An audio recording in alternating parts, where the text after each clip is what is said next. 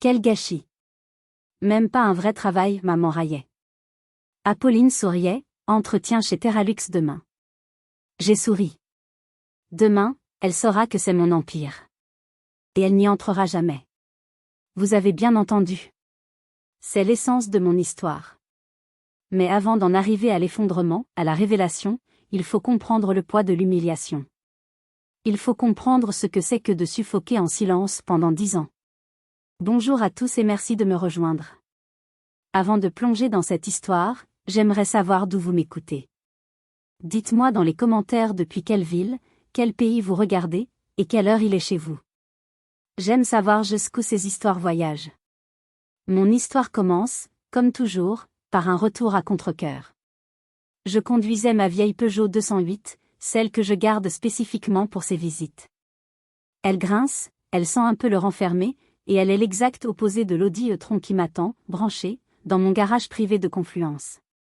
Mais pour ma famille, je suis Faustine, 32 ans, la rêveuse, celle qui n'a jamais vraiment atterri.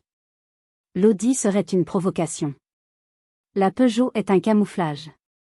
C'est un costume que j'enfile, un rôle que je joue. Celui de la fille décevante. J'ai garé la voiture dans l'allée de la maison de mes parents à Caluire-et-Cuire. La banlieue cossue de Lyon, où tout est propre, ordonné, et où les apparences sont tout. L'odeur du barbecue flottait dans l'air, un mélange de charbon de bois et de saucisson à cuire, cette odeur qui devrait signifier « maison », mais qui pour moi, sentait l'anxiété, le jugement. J'entendais déjà les éclats de voix. Mon père, Didier, parlant fort de l'Olympique lyonnais. Ma mère, Martine, donnant des ordres à tout le monde. Pourquoi est-ce que je revenais? Chaque année, je me posais la question. Chaque année, je me jurais que c'était la dernière fois. J'aurais pu être à Milan, en train de négocier le contrat du siècle. J'aurais pu être à Dubaï, supervisant le lancement de notre nouvelle plateforme logistique. Je dirige Terralux Solutions, l'une des entreprises B2B les plus discrètes et les plus rentables d'Europe. Mais ça, il l'ignore. Non, j'étais là, dans mon vieux pull, serrant les clés de ma voiture de couverture, parce qu'une part stupide et pathétique de moi espérait encore. L'espoir que, cette fois, il me verrait. L'espoir que mon père me regarde avec la même fierté qu'il réservait à ma sœur. L'espoir que ma mère me serre dans ses bras et me dise « Je suis fière de toi », sans condition. Un espoir faible, presque mort, que je détestais de toutes mes forces. À peine le portail franchi, ma mère m'est tombée dessus. Un câlin bref, sec, qui sentait la laque. Ah, Faustine. Te voilà. Elle m'a jaugé de la tête aux pieds, un regard qui analysait chaque fibre de mon vieux pull. Tu as l'air fatigué. Toujours tes projets qui te couchent tard? Le mot projet était prononcé avec des guillemets audibles, comme si c'était un hobby d'adolescente, comme de la poterie ou un blog de poésie. Mon père, Didier, m'a fait un signe de tête depuis le grill, sans lâcher sa pince. Salut, la petite. La petite. J'ai 32 ans. J'emploie 400 personnes. Je savais déjà que cette journée serait longue. Je ne savais juste pas que ce serait la dernière fois. La fête battait son plein. Les oncles discutaient politique, les enfants couraient partout en criant. J'essayais de me fondre dans le décor, un verre de kir à la main, espérant devenir invisible. C'est alors que ma mère m'a attrapé par le bras. Sa poigne était étonnamment forte, comme une serre. Viens là, Faustine. Elle m'a entraînée vers un coin plus calme du jardin, près des hortensias fanées. Son visage était dur, tendu. Elle a hoché la tête vers une silhouette assise seule sur un banc, un peu à l'écart, près du vieux cabanon. Regarde, m'a-t-elle ordonné. C'était ma tante Josiane. Josiane était la sœur cadette de ma mère. Elle avait été la rêveuse de sa génération. Elle avait un grand sourire, mais ce soir, il était fatigué. Elle portait une robe un peu passée, ses mains, autrefois agiles et créatives, étaient posées sur ses genoux, tachées de ce qui semblait être de l'argile séchée. Josiane avait, elle aussi, suivi sa passion. Elle avait ouvert un magnifique atelier de poterie à la Croix-Rousse. Une affaire qui avait périclité après 10 ans de lutte acharnée, la laissant avec des dettes colossales et un cœur brisé. Regarde-la bien, a sifflé ma mère, sa voix basse et urgente, pour que personne d'autre n'entende. Voilà ce qui arrive quand on court après des rêves stupides, Faustine. Voilà ce qui arrive quand on n'a pas de sécurité. Pas de CDI. Le mot magique. Le CDI. Le contrat à durée indéterminée. Le Graal de ma mère, le symbole ultime de la réussite et de la sécurité. Elle n'a rien, continua Martine, ses ongles s'enfonçant dans mon bras. Pas de retraite. Pas de sécurité sociale décente. Elle vit d'aide. C'est ça que tu veux? C'est pour ça que je me suis saignée aux 4 veines pour toi? Pour que tu finisses comme Josiane? Sa voix n'était pas seulement méchante. J'ai soudain compris. Elle était terrifiée. Je l'ai compris à ce moment-là. Martine ne me détestait pas. Elle avait peur. Elle voyait en moi le même défaut artistique, le même mépris pour le chemin tout tracé qu'elle avait vu chez sa sœur. Sa cruauté était une forme d'amour tordu, une tentative désespérée de me faire peur pour me sauver. Elle voyait tante Josiane et elle voyait mon avenir. Je me suis tournée vers tante Josiane. Moi, je ne voyais pas une ratée. Je voyais une femme incroyablement courageuse qui avait osé essayer, qui avait créé de belles choses de ses propres mains, qui avait échoué, oui, mais qui avait vécu. J'aurais voulu dire à ma mère, et alors? Elle a vécu. Elle a créé. C'est mieux que de mourir à petit feu dans un bureau en attendant la retraite. Mais à quoi bon? Discuter avec Martine de passion contre sécurité, c'était comme parler à un mur de briques. Je comprends, maman, ai-je murmuré, juste pour qu'elle me lâche. Non, tu ne comprends pas, a-t-elle rétorqué, me lâchant enfin le bras avec un soupir exaspéré. Mais tu comprendras. Bientôt. Quand il sera trop tard. Elle est repartie vers ses invités, me laissant seule avec cette prophétie sinistre. Je me sentais nauséeuse. La peur de ma mère était si puissante qu'elle me donnait l'impression de m'étouffer. Je suis allée saluer tante Josiane, qui m'a serré la main.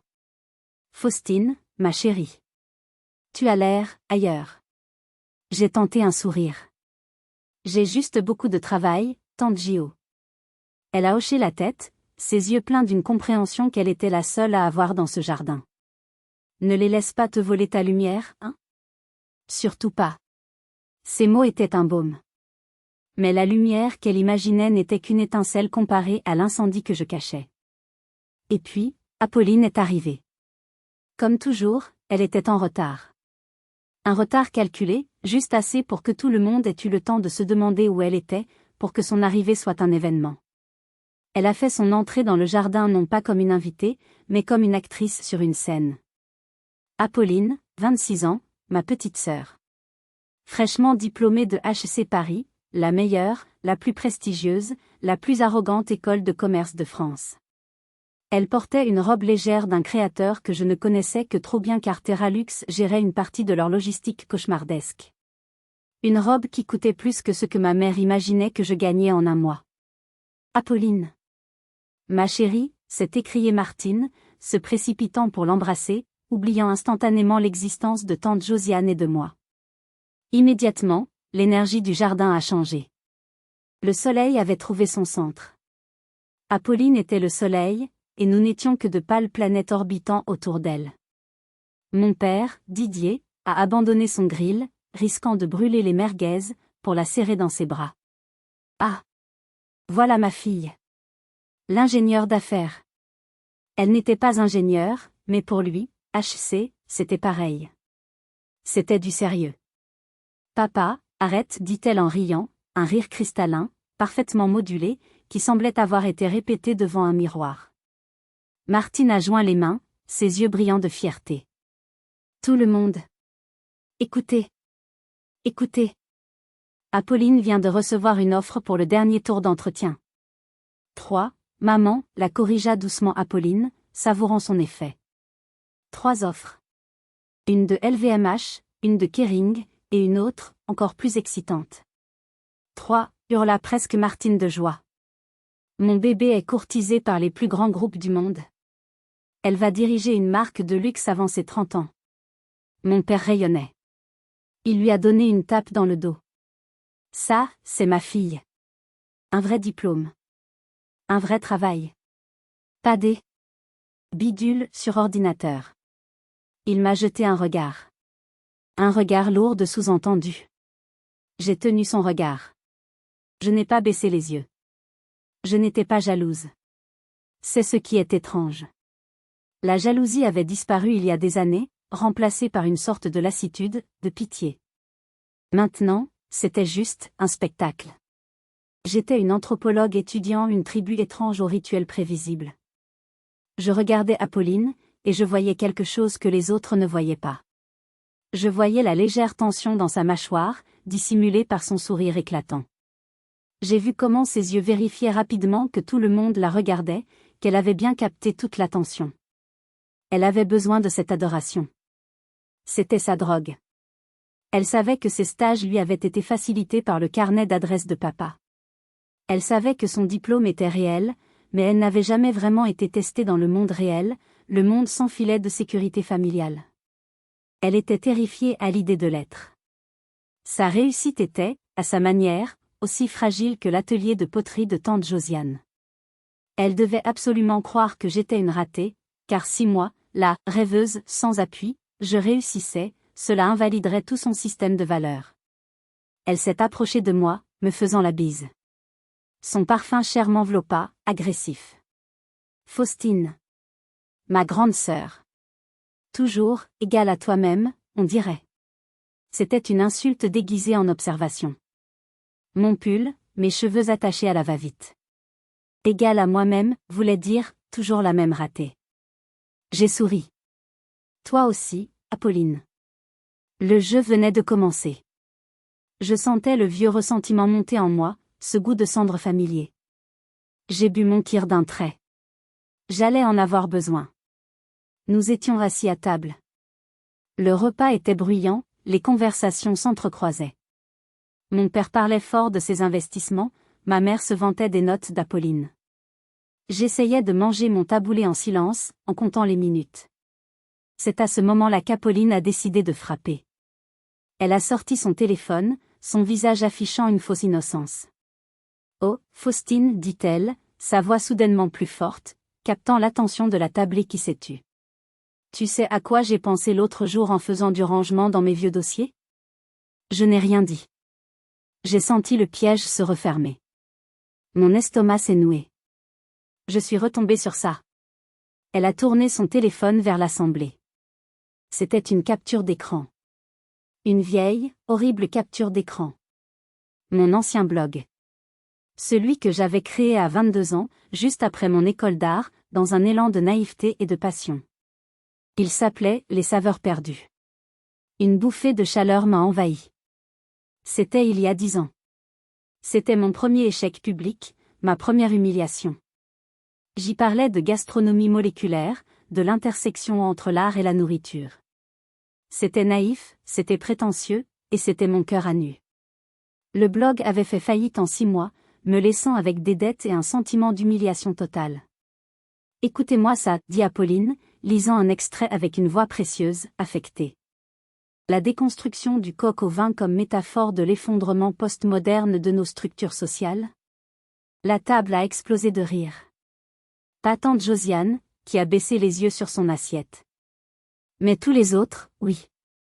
Mon père, Didier, a failli s'étouffer avec son vin. Des saveurs perdues? C'est bien ça, hurla-t-il en riant. Comme le temps que tu as perdu. L'effondrement postmoderne. C'est excellent. Elle ne manque pas d'air, la petite ricana un oncle. Elle aurait dû faire écrivain. Apolline me regardait, un sourire venimeux aux lèvres. C'était mignon, n'est-ce pas? Tout cet article. Tellement, toi. C'était une attaque chirurgicale.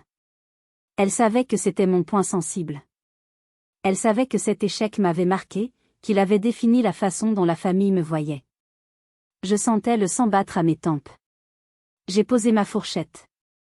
Mes mains tremblaient légèrement. Et j'ai compris. J'ai compris pourquoi je m'étais cachée pendant toutes ces années. J'ai compris pourquoi j'avais créé F. Durand comme un pseudonyme, comme un bouclier. J'ai compris pourquoi j'avais construit Terralux dans l'ombre la plus totale, pourquoi j'avais refusé les interviews, les photos, les prix. C'était à cause de ça. À cause de ce sentiment. Cette honte brûlante, ce rire méprisant. J'avais échoué une fois, publiquement, devant eux. Et ils ne me l'avaient jamais laissé oublier. J'avais juré, ce jour-là, il y a 10 ans, en fermant le compte de ce blog, qu'ils ne me verraient plus jamais échouer. Et la meilleure façon de le garantir, c'était de ne plus jamais leur montrer mes réussites. Une réussite cachée ne peut pas devenir un échec public. Terralux était ma forteresse, construite brique par brique avec la honte et le ciment de ce maudit blog. Et voilà qu'Apolline, ma propre sœur, venait de déterrer les fondations de cette forteresse pour me frapper avec. J'ai relevé les yeux vers elle. Mon visage était calme. Mais à l'intérieur, une décision venait d'être prise. Une décision froide, dure et irrévocable. Le jeu avait changé. Elle venait de commettre une erreur fatale. C'était il y a longtemps, Apolline, ai-je dit, ma voix étonnamment stable. Oh, je sais, dit-elle, balayant ma remarque d'un geste. Mais c'est si drôle de s'en souvenir. Le rire de mon père résonnait encore. Je l'ai noté. J'ai tout noté. Apolline, visiblement satisfaite de son effet, rangea son téléphone. Elle avait réussi. Elle m'avait humiliée, et elle avait réaffirmé sa supériorité. Elle avait repris le contrôle de la scène. Bon, assez parlé du passé, dit-elle en s'épongeant les lèvres avec sa serviette, comme pour effacer ma pathétique existence. Parlons de l'avenir. Elle a pris une gorgée de vin, théâtral. Mon grand entretien de demain, celui dont je vous parlais, c'est chez Terralux Solutions. Un silence est tombé sur la table. Ce n'était pas le silence impressionné qu'elle attendait. C'était un silence confus. Mon père a froncé les sourcils. Terra, quoi? C'est nouveau, ça? Jamais entendu parler. Apolline a levé les yeux au ciel, impatiente face à son ignorance. Papa, s'il te plaît. Ce n'est pas une marque grand public. C'est du B2B. C'est le nom le plus secret et le plus puissant dans la logistique de luxe en Europe. Ils ne font pas de pub, ils n'en ont pas besoin. LVMH, Kering, Richemont, ce sont leurs clients. Ils sont l'épine dorsale de tout le secteur. C'est tante Josiane qui a réagi. Terralux, dit-elle doucement, ses yeux s'illuminant pour la première fois. J'ai lu un article sur eux dans les Échos. Il disait que la fondatrice était un génie, mais totalement anonyme. Une femme. Il l'appelait l'architecte invisible. Apolline lui a souri, magnanime. Exactement, tante Gio.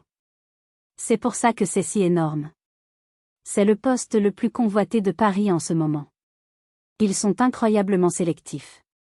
On dit que leurs bureaux à Confluence sont des merveilles de technologie. Mon père, maintenant qu'il comprenait qu'il s'agissait d'une entreprise sérieuse, c'est-à-dire liée au grand nom et à l'argent, a changé de ton. Ah, bien. Très bien. C'est prestigieux, alors. Terralux. Je retiendrai. J'ai failli m'étouffer avec mon verre d'eau. Terralux. Mon entreprise. Mon empire, comme l'appelait mon avocate.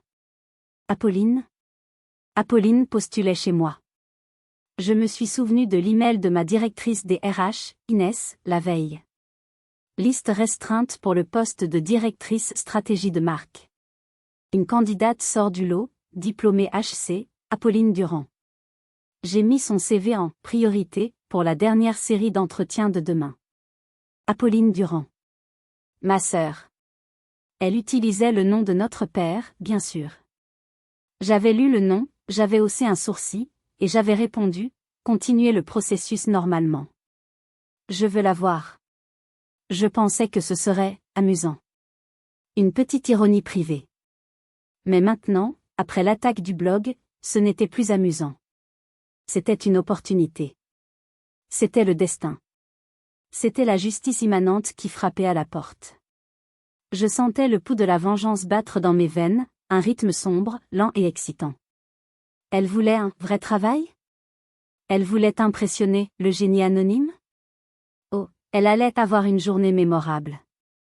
C'est impressionnant, Apolline, ai-je dit. C'était la première chose sincère que je lui disais de la journée. Elle m'a regardée, surprise que je participe. Merci, Faustine. C'est vrai que c'est une autre ligue que, enfin, tu sais.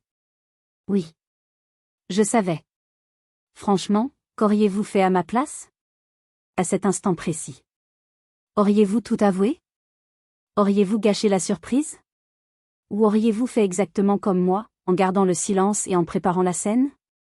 Dites-moi dans les commentaires la première chose qui vous vient à l'esprit. J'ai hâte de lire vos réactions. Le repas touchait à sa fin. L'excitation autour de l'entretien d'Apolline était à son comble. Elle se délectait de l'attention, répondant aux questions sur son avenir et sa stratégie.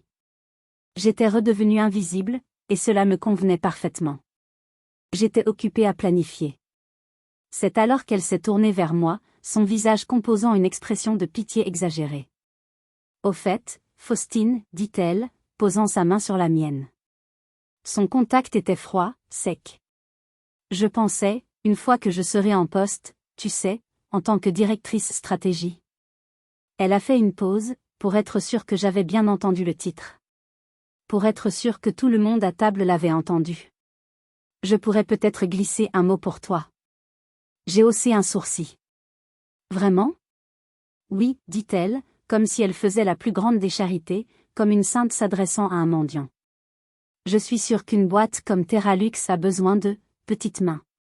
Tu sais, pour l'administratif, classer des dossiers, peut-être répondre au téléphone. Tu es doué pour les projets, mais il te faut un vrai travail. Un truc stable. Pour commencer. Je l'ai regardée. Elle était sérieuse. Dans son monde, c'était le sommet de la générosité. Elle, la star, tendant la main à la ratée de la famille. Mais ce n'est pas ce qu'elle a dit qui m'a frappé le plus fort. Ce n'est jamais le coup initial qui fait le plus mal. C'est la réaction des spectateurs. C'est la réaction de ma mère. Martine a joint les mains, ses yeux s'embrouillant de larmes réelles. Oh, Apolline. C'est tellement gentil. N'est-ce pas, Didier? Quelle bonne idée. Faustine, tu entends, dit mon père, sur un ton autoritaire, comme si j'étais une enfant stupide. Ta sœur te propose une vraie chance. Une porte d'entrée. Dans un vrai immeuble de bureau. Tu pourrais enfin avoir un CDI. Une porte d'entrée. Dans mon propre immeuble. Un travail d'assistante. Pour répondre au téléphone. Dans l'entreprise que j'avais fondée à partir de rien, avec les cendres de ce maudit blog qu'ils avaient ridiculisé 10 minutes plus tôt. J'ai senti quelque chose se briser en moi. Ce dernier, stupide, pathétique espoir que je nourrissais, cet espoir que si je revenais assez souvent, il finirait par me voir, il est mort à cet instant. Il s'est éteint. Il a été assassiné à table, devant un gratin dauphinois froid. J'ai regardé ma famille. Ma mère en larmes devant la gentillesse de sa fille cadette. Mon père, me donnant des ordres pour que j'accepte les miettes de ma propre table. Et Apolline, souriant, triomphante, me regardant avec cette pitié empoisonnée, cette arrogance de celle qui croit avoir gagné. Il ne me voyait pas. Il ne me verrait jamais. J'étais un fantôme dans ma propre famille. Un calme étrange m'a envahi. Une froideur. Ce n'était plus de la colère. C'était de la clarté. J'ai lentement retiré ma main de sous la sienne. J'ai souri. Un vrai sourire, cette fois. Il ne l'a pas atteinte. Merci, Apolline. C'est incroyablement généreux de ta part. Je vais y réfléchir très sérieusement. Elle a semblé satisfaite. La voilà rassurée. La hiérarchie était respectée. J'ai regardé ma montre. Il était 20 heures. Plus que 13 heures, ai-je pensé. 13 heures avant le grand spectacle. Je n'avais plus seulement hâte. J'avais faim. Le tribunal allait siéger demain matin, à 9 heures précises. Et j'étais à la fois le juge, le jury, et le bourreau. Je me suis levée de table, pliant ma serviette. Excusez-moi, ai-je dit dans le brouhaha général. Je vais devoir vous laisser. Ma mère a levé la tête, l'air contrarié. Déjà? Mais on n'a pas encore mangé le dessert. Il y a une tarte tatin. Je ne peux pas, maman. J'ai un appel très tôt demain matin. J'ai appuyé sur le mot appel, lui renvoyant son mépris. Elle a soupiré, exaspérée. Ah, oui. Tes fameux appels. J'espère que ça paie au moins. En parlant de ça, dit-elle, sa voix devenant pratique. N'oublie pas de me faire le virement pour notre cadeau d'anniversaire de mariage. Il manque toujours tes 200 €. Vraiment, maman, dit Apolline en riant. Tu lui demandes encore? Laisse tomber, je vais les couvrir. Elle m'a fait un clin d'œil. Ne t'inquiète pas, maman. J'ai déjà versé 1000 €. C'est ma tournée. Tu vois, dit Martine en me montrant Apolline. Ta sœur, elle pense à nous.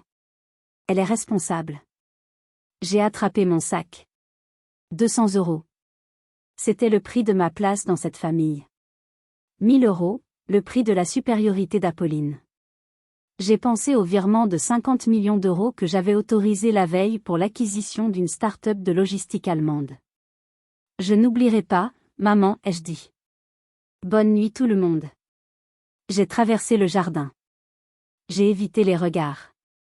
Tante Josiane m'a attrapé la main au passage. Sois forte, a-t-elle murmuré.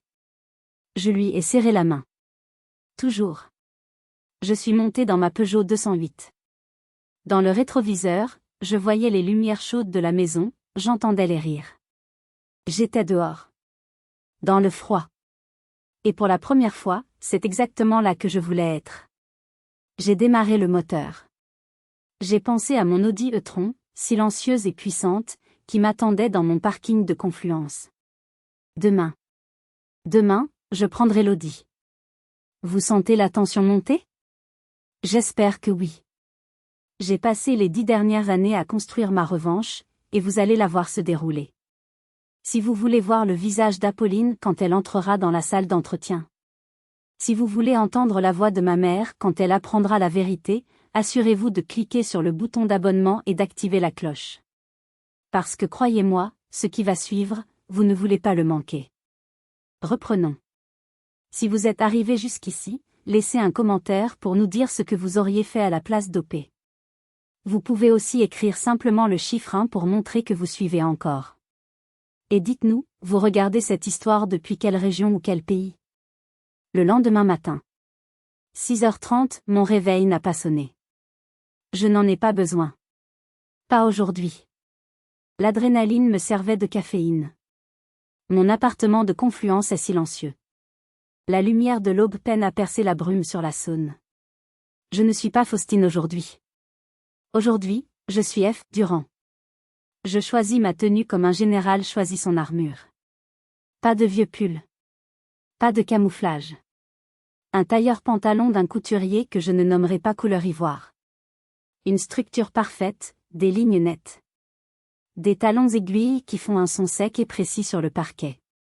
Aujourd'hui, je ne me cache pas. L'Audi e-tron glisse hors du parking privé sans un bruit. À 7h15, j'étais dans mon bureau au 20e étage de la tour Terralux. Mon bureau d'angle, 3 murs de verre, surplombant Lyon qui se réveillait. Inès, mon assistante de direction, était déjà là. Elle est la seule personne au monde, en dehors de mon avocat, à connaître toute l'histoire. Elle est plus qu'une assistante, elle est ma complice, ma directrice de cabinet. Bonjour, Madame Durand, dit-elle, un très léger sourire aux lèvres. Elle me tendit une tablette. Elle est arrivée. Déjà? J'ai regardé l'heure. 7h45, son entretien n'était qu'à 9h. Elle est arrivée il y a 25 minutes. Elle est dans le salon Saphir, au 18e. Elle a déjà demandé un matcha latte au lait d'avoine, sans sucre. Bien sûr, ai-je dit en m'asseyant dans mon fauteuil. Elle commence fort. Elle s'est aussi plainte à la réceptionniste, Amira, que la sculpture en bronze dans le hall n'était pas en accord avec les principes du Feng Shui. J'ai ri. Un vrai rire. Elle n'a pas encore le poste qu'elle veut déjà redécorer. J'admire l'audace. Et, ajouta Inès, elle a déjà posté sur LinkedIn. Elle a tourné la tablette vers moi.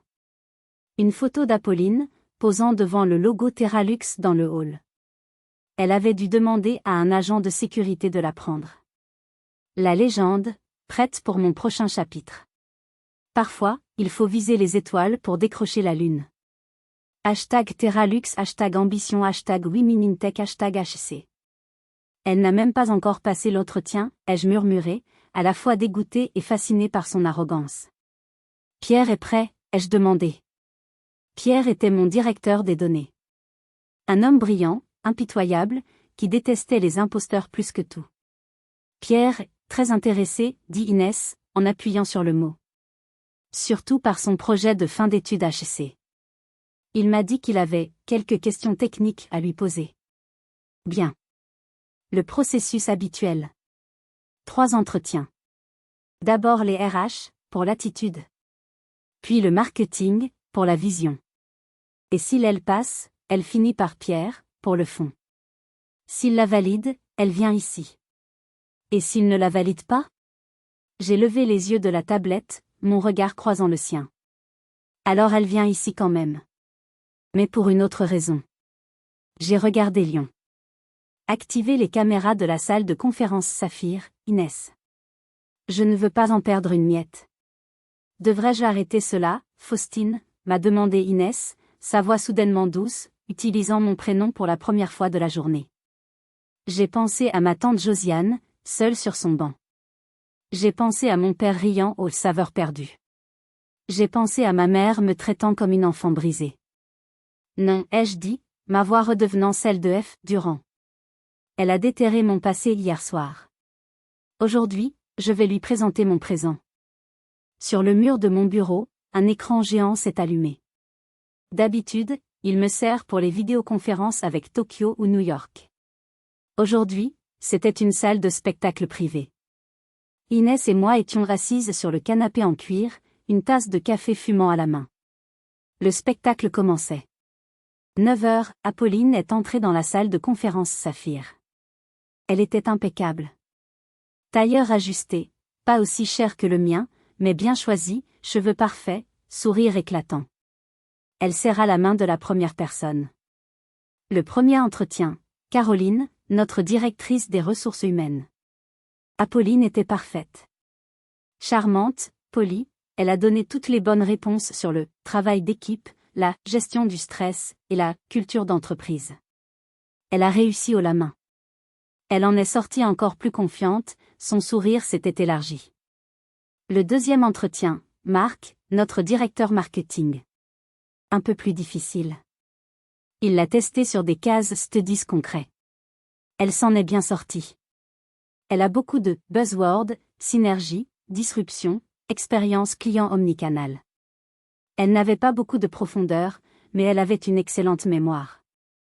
Elle a cité des campagnes que, ironiquement, j'avais moi-même approuvées des mois auparavant. Elle a réussi. Juste. Marc avait l'air, moyennement impressionné, mais il a validé. Et puis? Pierre. 10h30, Apolline commençait à avoir l'air un peu fatiguée, mais toujours arrogante. Pierre est entré. Pierre ne ressemble pas à un directeur. Il porte un t-shirt de groupe de métal sous un blazer. Il n'a pas souri. Il n'a pas serré la main. Il s'est assis. Mademoiselle Durand, dit-il en s'asseyant. Pierre. Donnez. Il a ouvert son ordinateur portable. J'ai lu votre projet HC. Optimisation des chaînes d'approvisionnement du luxe via l'analyse prédictive. C'est ambitieux. Merci, dit Apolline, se redressant.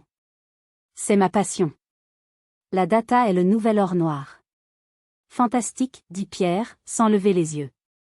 C'est drôle, parce que c'est basé sur un ensemble de données que nous avons fournies à HC il y a 2 ans. Nos données. Alors, expliquez-moi l'algorithme que vous avez proposé à la page 27. Le modèle de régression. Comment avez-vous géré les variables saisonnières et les outils des fournisseurs? Sur mon écran, j'ai vu le sourire d'Apolline vaciller. Eh bien, commença-t-elle, c'était un effort, collaboratif, l'important était la vision d'ensemble. Je ne demande pas la collaboration, coupa Pierre. Je demande les mathématiques. Expliquez-moi votre raisonnement. Pourquoi ce modèle et pas un autre? Apolline a commencé à bafouiller. Il s'agissait de créer une synergie entre les données brutes et les tendances du marché pour une disruption positive. Pierre a levé la tête. Son regard était glacial. Vous ne savez pas, n'est-ce pas? Vous avez lu le résumé. Vous avez mis votre nom dessus. Mais vous n'avez pas fait le travail. Vous n'avez pas écrit le code. Le visage d'Apolline est devenu blême. Je ne demande pas des mots-clés, mademoiselle Durand. Je demande de la substance. Que auriez-vous fait si les données d'expédition de Bordeaux avaient un biais de 20% à cause d'un gel tardif? Comment recalibrez-vous le modèle? Immédiatement. Je déléguerai ça aux analystes, pour qu'ils. Pierre a fermé son ordinateur. Le son a claqué dans le silence. Nous n'avons pas besoin de directeurs stratégie qui ne comprennent pas la stratégie. Nous avons besoin de gens qui réfléchissent. Pas de gens qui mémorisent. Il s'est levé. Merci pour votre temps. L'assistante de la CEO va vous recevoir maintenant. Apolline était assise là, figée, comme si elle avait été frappée. La coque parfaite était brisée. Elle avait l'air perdue, terrifiée, et furieuse. Sur mon canapé, je n'ai rien dit. J'ai simplement bu une gorgée de café. Inès, ai-je dit. Faites-la entrer. La porte de mon bureau s'est ouverte. Inès est entrée, son visage neutre et professionnel. Madame Durand, voici mademoiselle Apolline Durand. Apolline est entrée, chancelante. Elle tentait désespérément de se ressaisir. Elle lissaille son tailleur, essayait de retrouver son sourire arrogant, mais ses yeux trahissaient sa panique. Elle était comme un animal blessé. Et puis, elle a levé les yeux. Elle a vu l'espace. Les 3 murs de verre. La vue imprenable sur la Saône et Fourvière au loin. Le mobilier design, le silence feutré, le luxe discret mais absolu. Elle était bouche bée. J'étais toujours dos à elle, debout, regardant la ville. Ma ville. Asseyez-vous, mademoiselle Durand, ai-je dit, ma voix calme et professionnelle, celle que j'utilise avec mes actionnaires. Elle s'est assise sur le bord du fauteuil en face de mon bureau. Un fauteuil en cuir italien qui coûtait probablement le prix de sa voiture. Merci. Madame, bafouilla-t-elle. Je ne m'attendais pas à. Le CEO est F. Durand, n'est-ce pas? Je suis désolé pour l'entretien précédent, l'homme des données, il était. J'ai pivoté lentement sur mes talons. Et je l'ai regardé. Le silence dans le bureau était total, rompu seulement par le clic-clac lointain des claviers à l'extérieur. Il a fallu 5 longues secondes à son cerveau pour traiter l'information. J'ai vu les étapes sur son visage, comme les phases d'un deuil. Confusion. Pourquoi Faustine est-elle ici? Incrédulité. C'est une blague? Suis-je dans le bon bureau? Elle est venue me chercher? Horreur. Attends. Durand? F. Durand? Déni. Non. C'est impossible. C'est une coïncidence. Faustine, a-t-elle chuchoté. Son visage était passé du blanc au rouge, puis au blanc cireux. Qu'est-ce que tu fais ici? C'est une erreur? Elle a regardé Inès, paniquée. Où est le vrai CEO? Où est Madame Durand? Inès n'a pas bougé, son visage impassible. Ai-je dit, m'avançant lentement vers mon bureau. C'est pour Faustine. Je me suis assise dans mon fauteuil. Mon fauteuil. Bonjour, petite sœur. Apolline a secoué la tête, un rire nerveux, hystérique, s'échappant de ses lèvres. Non. Non, c'est pas drôle. C'est quoi, ça? C'est une caméra cachée? Tu es l'assistante? La femme de ménage? La femme de ménage. Même à cet instant, même face à l'évidence, son esprit préférait l'hypothèse la plus insultante. Non, Apolline, ai-je dit, ma voix devenant froide comme l'acier. Je ne suis pas la femme de ménage. Je suis celle qui signe le chèque de la femme de ménage. Je suis celle qui a signé le bail de cet immeuble. Je suis celle qui a construit cette entreprise à partir de rien. Elle me fixait, ses lèvres entr'ouvertes, son souffle court. Ton blog, bégaya-t-elle, les mots de Pierre et les miens s'entrechoquant dans sa tête. Mon blog, oui, ai-je dit. Ce maudit blog que tu trouvais si mignon hier soir. C'était un échec, c'est vrai. Mais c'était aussi un prototype. Le premier essai de l'algorithme que Pierre vient de te demander d'expliquer. L'algorithme qui gère la logistique de Chanel, Hermès et Dior. L'algorithme qui vaut aujourd'hui 500 millions d'euros. Je me suis penché en avant. Pendant que tu réseautais à HC, payé par papa et maman. J'étais ici. À Lyon. Dans un studio de 15 mètres carrés. Je codais 18 heures par jour. Je prenais des risques. Je construisais. Pendant que tu te moquais de mes projets, j'embauchais mes 100 premiers employés. Pendant que tu me proposais un boulot d'assistante hier soir, je finalisais l'acquisition d'une start-up à Berlin pour 50 millions. J'ai laissé chaque mot s'installer, chaque mot être un nouveau clou dans son cercueil d'arrogance. Apolline ne pleurait pas. Elle tremblait. De rage. D'humiliation. C'est un piège, a-t-elle sifflé, retrouvant un peu de voix. Tu m'as piégé. Piégé? J'ai ri, un son sec, sans joie. Je t'ai piégé en te donnant exactement ce que tu voulais? Un entretien d'embauche? Dans l'entreprise la plus en vue de ton secteur?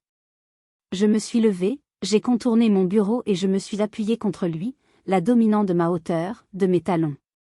Non, Apolline. Je ne t'ai pas piégé. Je t'ai testé.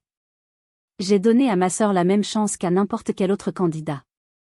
Une chance que tu n'as probablement jamais eue, une chance basée uniquement sur tes compétences. Et tu sais ce qui est triste? Je me suis penchée vers elle. Tu as échoué. Spectaculairement. Je lui ai tendu la tablette qu'Inès m'avait donnée. Lis. C'étaient les commentaires des 3 directeurs, résumés. Caroline, RH, charmante, mais superficielle. Aucun exemple concret d'initiative personnelle. Semble attendre que tout lui soit dû. Marc, marketing, connaît les mots à la mode, mais aucune vision stratégique propre. Incapable de développer une idée originale. Pierre, donnée, arrogante. Incompétente.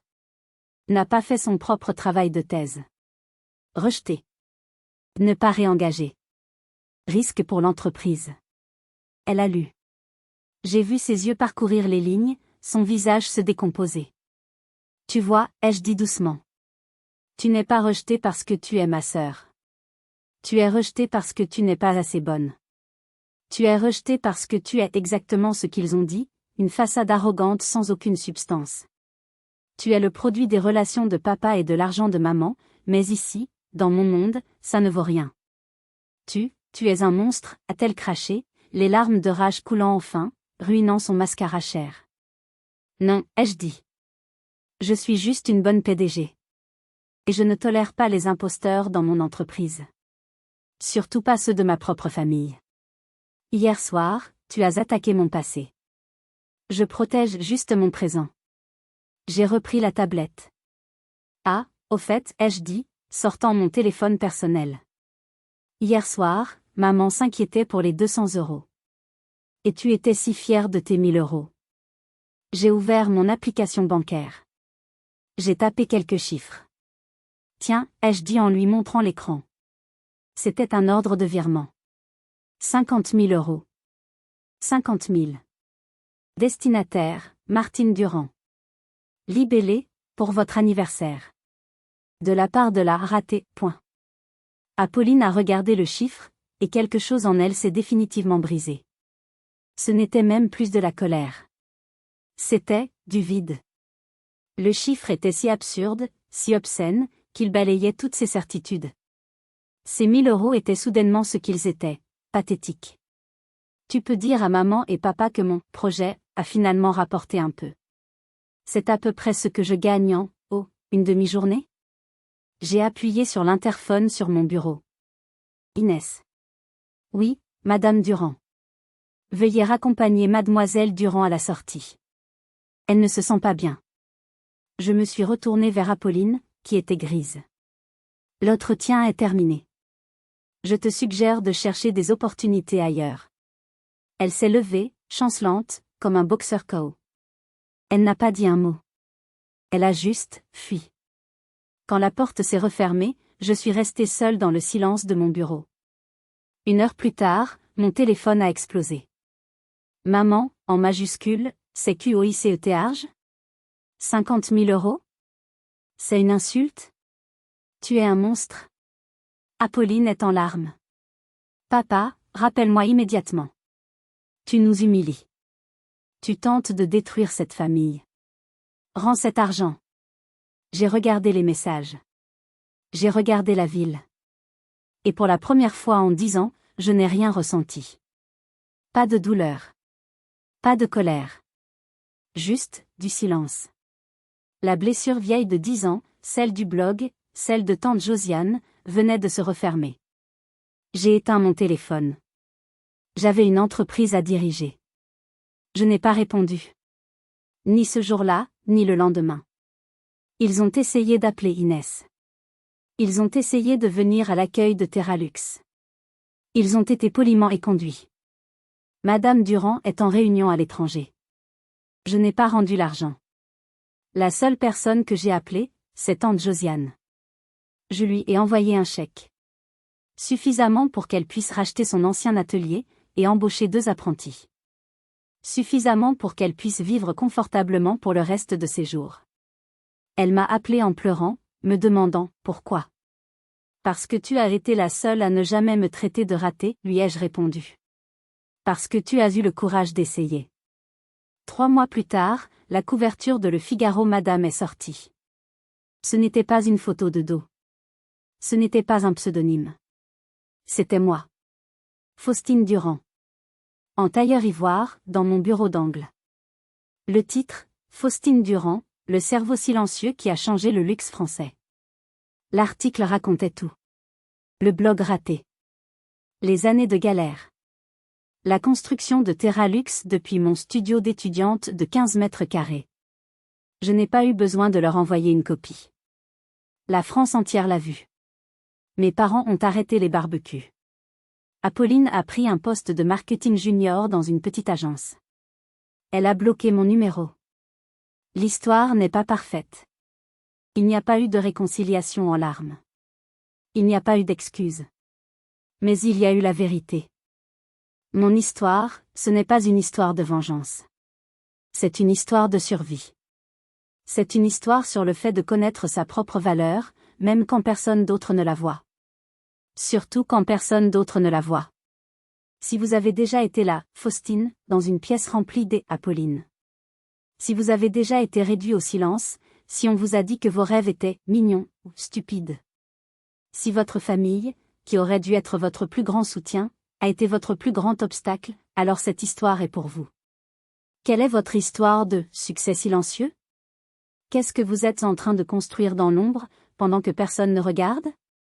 Qu'est-ce que vous avez surmonté? Partagez votre histoire dans les commentaires. Je veux les lire. Je veux que nous partagions ces victoires. Si cette histoire a résonné en vous, si vous vous êtes senti compris, même juste un instant, faites-le moi savoir avec un like, et abonnez-vous à la chaîne. Ce n'est pas juste ma chaîne. C'est la nôtre. C'est le foyer de tous ceux qui ont dû se battre en silence. Et avant de partir, comment s'est passée votre journée? Vraiment. Avez-vous eu une petite victoire que personne n'a remarquée? Faites-vous face à un obstacle? Partagez-le. Je lis absolument tout. Célébrons nos victoires, grandes et petites, ensemble. Merci de m'avoir écouté. Laissez-les douter. Laissez-les parler. Nous, on continue de bâtir. Parce que parfois, la meilleure réponse n'est pas un mot. C'est un empire.